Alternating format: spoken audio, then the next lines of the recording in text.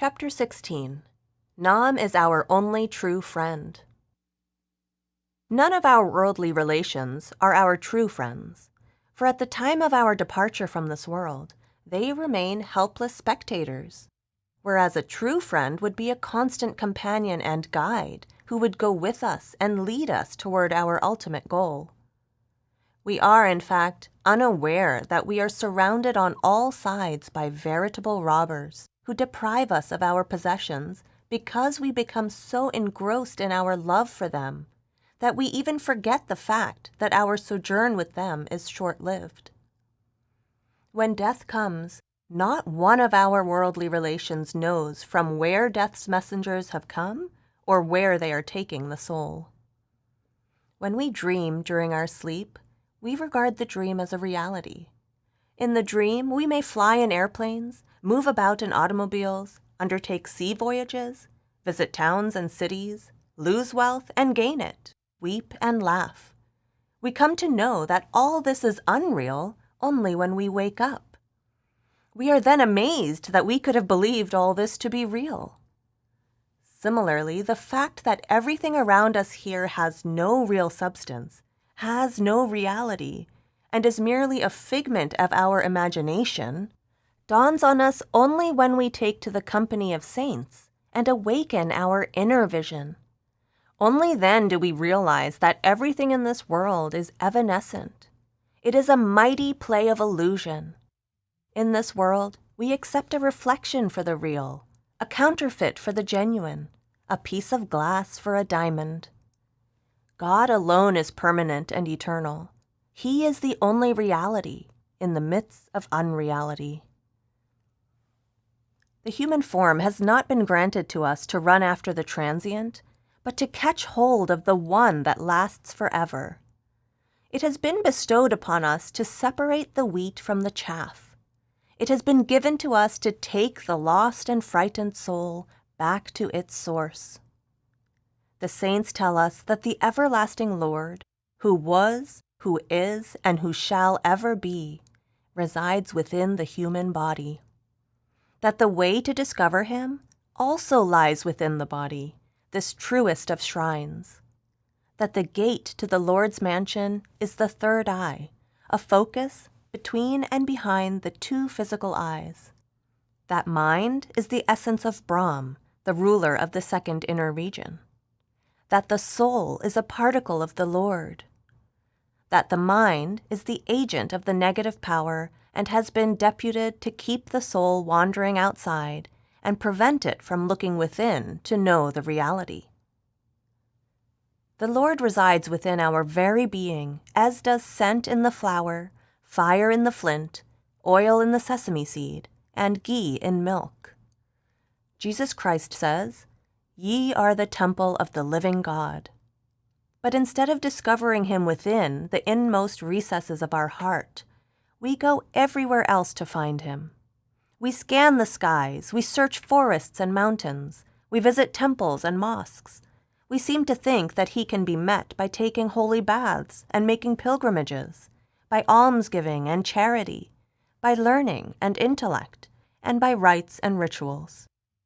When a thing is lost inside the house, how can it ever be found in the street outside, even if every inch of the street is examined with a magnifying glass? A casket full of jewels is hidden inside our own house, and in ignorance we go begging for alms on the roads. The third eye is the seat of the mind and the soul. This is the pivotal point that holds the mystery of life. It is from here that our attention continually descends and spreads into the world through the 9 outlets of the body, namely the 2 ears, 2 eyes, 2 nostrils, the mouth, and the 2 lower apertures. From here, every minute the mind wanders out. It does not sit still at the spot, even for a moment. Its activities are legion. The ageless secret, the ancient wisdom, the path of the saints, lies in drawing the attention back to this point and contacting there the voice of God, which ceaselessly calls us home. Only when this happens do we wake up from the slumber that night and day keeps us absorbed in this illusory world. Only then do we break the magic spell, change our colored glasses so that we can see the reality and realize the dreamlike quality of this earth plane. Only then do we stop running after the mirage in which the water of truth is constantly receding from us, stop following the shadow and thereby missing the substance. Only then do we begin to see the dawn tear away the veil that blinds us and begin to wash off the coats of dirt that cover the soul. Only then do we rise above the mists and clouds that mask the truth and make use of this body to realize our unique destiny, which is God realization. This realization is possible only if we gain the company of saints. Only then can we learn the path to God, which is God's own design and is as old as His creation. We then learn the technique of following the path and are told about the obstacles in the way and the means of surmounting them. Then the mind stops running amok. The company of saints is a constant reminder of our real destiny, and by gradually withdrawing the attention to the eye focus during meditation, the mind slowly but surely drops off the colors of the world and takes on the hues of Nam Bhakti. Just as an inflated hide remains floating on the surface of water, but the moment the air goes out, it sinks to the bottom, even so we turn to dust when the life currents leave us. Therefore, while we are alive, we should gather what is our own here and will remain ours hereafter. This wealth is devotion to Nam, attaching the mind and soul currents to the audible life stream, the word or logos. If we fail to do this, we must again enter the dark dungeon of the world, where we do not know what pain and privation may await us. Our colossal ignorance of reality keeps us forever chained to the wheel of transmigration. Saints of all ages, countries, and climes have proclaimed with one voice that salvation cannot be secured without contacting the Shabbat, the immanent power, and yet we remain utterly indifferent to their words.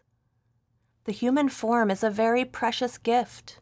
It is only after journeying for ages through the cycle of evolution and after millions of lives that we reach the top of creation and become a miniature reproduction of the universe. If we do not avail ourselves of this opportunity, we must begin the cycle anew. It is a curious fact that both the soul and the Lord reside in the same house, the human body, and yet they remain strangers to each other. This is because there is a thick veil of ego that separates the two. There is a screen of I-ness that hides them from each other. There is an impenetrable wall of self that shuts one away from the other. This ego, I-ness, or self is the child of the mind, a faithful watchman that does not let the soul step out of the domain of matter and mind. Unless this watchman is eliminated, the ego is annihilated, and the self is curbed. The vision of God cannot be had. The only remedy for this chronic disease of ego, which preys upon every human being, is devotion to Nam or word.